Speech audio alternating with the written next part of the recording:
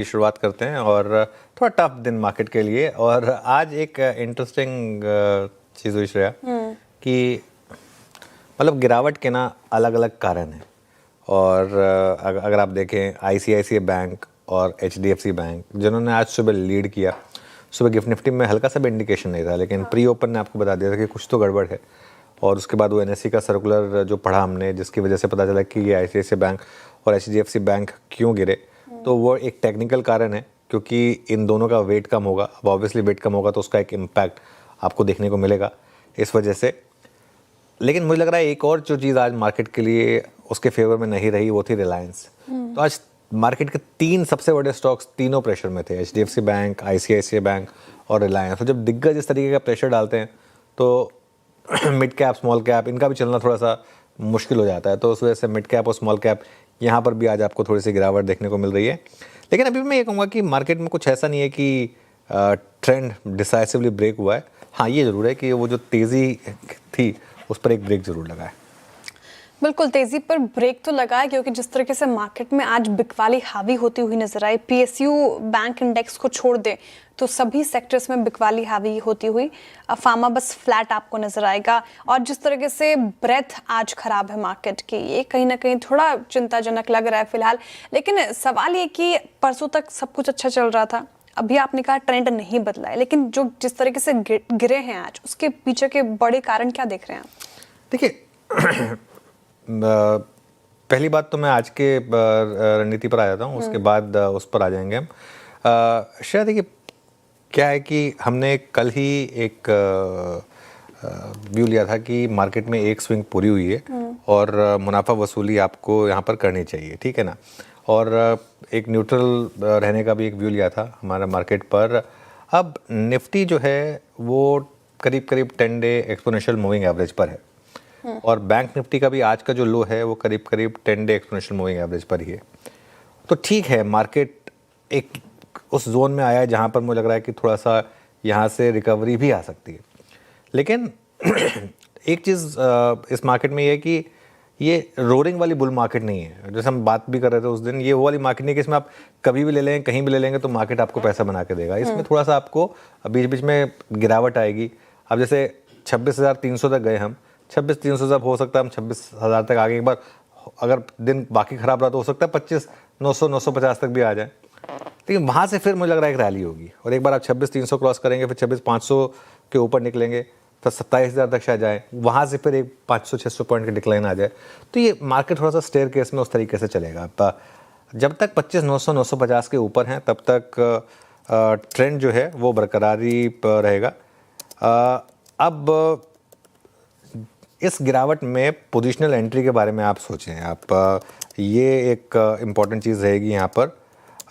Nifty की जहाँ तक बात है, निफ्टी में आपके लिए सपोर्ट रहेगा करीब करीब 25,950 से लेके 26,050 का, और उसके बाद रेजिस्टेंस रहेगी करीब करीब 26,100 से 26,150 पर। बैंक निफ्टी की जहाँ तक बात है, बैंक निफ्टी पर 59,200 से लेके 59,400 ये आपके लिए सपोर्ट रहेगा और रेजिस्टेंस रहेगा 59,600 से 59,800 पर। अब जो आपका सवाल है उस पर आता हूँ मैं कि कल तक तो सब कुछ ठीक, परसों तक सब कुछ ठीक था, एकदम से अचानक ऐसा क्या हो गया। मार्केट में सब कुछ एकदम से ही होता है ऐसा। ये ज़रूरी नहीं है कि एक ट्रेंड जो चल रहा है उसको मार्केट रोज़ कंटिन्यू करेगा। तो अचानक से कई बार रीज़न आ जाते हैं। जैसे आज किसी को नहीं पता था कि एचडीएफसी बैंक और आईसीआईसीआई बैंक का इस तरीके का वेटेज वाला फैक्टर आ जाएगा। किसी को नहीं पता था कि रिलायंस इस तरीके से एकदम से वीक हो जाएगा। अच्छा, कल तक तो अगर आप देखें कल एफआई की भी सेलिंग बहुत ज़्यादा नहीं थी, लेकिन आज थोड़ा सा स्क्रीन देखकर लग रहा है कि शायद एफआई की सेलिंग भी थोड़ी सी बड़ी हो और एकदम से सेंटीमेंट थोड़ा सा चेंज हुआ। आज निफ्टी की वीकली एक्सपायरी भी है। अच्छा, पिछले कई दिनों से मैंने देखा है कि वीकली एक्सपायरी के दिन हम थोड़े से वोलेटाइल रह रहे हैं और वेडनेसडे को ट्रेंड डे आ रहा है। हो सकता है कल आपके लिए एक ट्रेंड डे आ जाए वापस मार्केट में। तो ठीक है, this is all part and parcel of the game. Okay, अब थोड़ा तो मेंशन किया आपने आईसीआईसीआई बैंक और एचडीएफसी बैंक के गिरने की वजह, तो एक वही कारण है जो वेटेज में फेरबदल देखने को मिला, इसलिए इतनी बुरी तरीके से आज टूटे हैं 1% नीचे? नहीं, रीज़न तो वही है कि इसी वजह से टूटे हैं। लेकिन आई थिंक इस समय सवाल इसमें ये होना चाहिए कि इसमें करना क्या है, वो ज़्यादा इंपॉर्टेंट है। आई थिंक क्यों टूटे हैं ये तो क्लियर है, लेकिन मेरा ये मानना है कि देखिए क्या होता है जब इंडेक्स में वेट कम होता है तो ऑब्वियसली जो फंड्स इंडेक्स को ट्रैक करते हैं, उनको अपने वेटेज घटाने पड़ते हैं, तो उसकी वजह से थोड़ा सा उस हिसाब से सेलिंग आती है। लेकिन मेरा ये कहना होगा यहाँ पर कि अगर आपने ICICI बैंक, HDFC बैंक, इनकी रैली मिस की है और ये प्योरली सिर्फ टेक्निकल कारण की वजह से अगर गिरावट आ रही है, अब इसका मतलब ये तो नहीं है कि अगर इनका वेट कम होगा तो इनकी अर्निंग्स कम हो जाएंगी या इनकी वैल्यूएशन पर इम्पैक्ट पड़ जाएगा। ये सिर्फ एक टेक्निकल रीज़न है जिसकी वजह से आज स्टॉक गिरे हैं। तो जब भी अच्छे स्टॉक ऐसे कारणों से गिरे ना श्रेया, उसमें नॉर्मली आपको बाइंग के मौके ढूंढने चाहिए। इसमें एक और चीज़ जोड़ दीजिए आप, थोड़ी सी FI की जो सेलिंग है वो भी जब आती है तो नॉर्मली इन्हीं स्टॉक्स में कॉन्सेंट्रेटेड होती है, ICICI बैंक और HDFC बैंक में। थोड़ा सा मुझे लग रहा है जो रुपी में एक तरीके का मूव आया है, वन वे मूव आया है, उससे भी थोड़ा सेंटीमेंट बिगड़ा है थोड़ा सा from the FI point of view. और अगर आप 90 तक गए तो थोड़ा सा उसका एक ओवरऑल मार्केट पे भी सेंटीमेंट पे इम्पैक्ट आएगा, तो इस वजह से भी ये स्टॉक्स गिरे हैं। लेकिन मेरा ये मानना है कि ये स्टॉक्स जो है ना, इनमें इस रीज़न से, प्योरली अगर इस रीज़न से गिरावट आई है तो ये आपके लिए एक्चुअली एक बाइंग अपॉर्चुनिटी होनी चाहिए।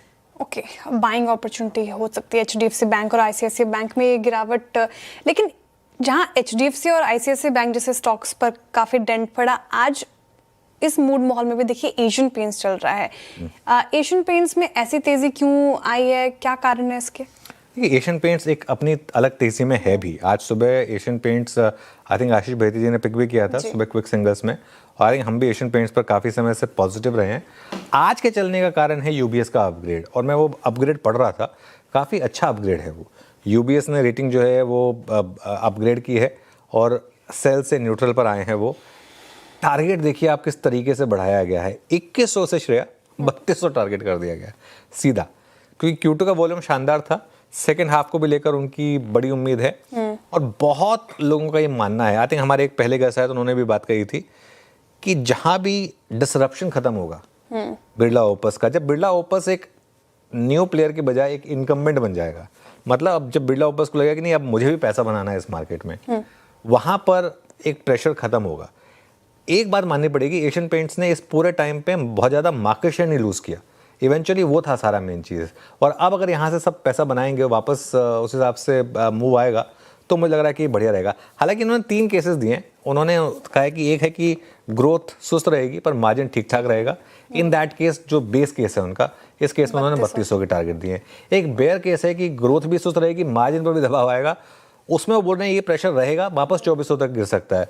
और एक ब्लू स्काई टेरिटरी जो इन्होंने पेंट की है कि ग्रोथ भी पिकअप हो जाए, मार्जिन भी पिकअप हो जाए, सब कुछ हो जाए, वो तो हर कोई चाहता है। अगर ऐसा हो जाए तो फिर 4000 तक का भी टारगेट यहाँ पर आ सकता है। तो ये रीज़न है जो इस वजह से यहाँ पर हाँ डे हाइपर। और एक्चुअली डे हाइपर ही क्या है, 52 वीक हाई पे ही 52 वीक हाई पे है। और अगर आप देखें 3300 के करीब तो उसका लाइफ टाइम हाई था, वहाँ से स्टॉक गिरा था 2000 तक, 2000 से अब मेरे ख्याल से वापस 2900 तक आया स्टॉक का। 2 साल का चार्ट रख दीजिए इसका, आई थिंक उसमें क्लियर हो जाएगा कि कहाँ तक गिरे थे हम। हाँ 2124 तक गिरे थे, आई थिंक उससे भी हाँ 2100 के करीब का लो था, वहाँ से रिवर्सल आ रहा है। 3422 के करीब का इसका ऑल टाइम हाई था। मुझे लग रहा है कि अब ये स्टॉक धीरे धीरे वहाँ तक जा रहा है वापस। ओके, एशियन पेंट्स में अच्छी रैली। घोड़ा और फिसड्डी स्टॉक्स डिस्कस कर लेते हैं सर। आज रफ्तार के घोड़े कौन से स्टॉक्स रहे हैं, कहाँ पे अच्छे मूव्स, और कौन से फिसड्डी रहे? आज एक ही है दोनों में, कुछ बहुत ज़्यादा नहीं है।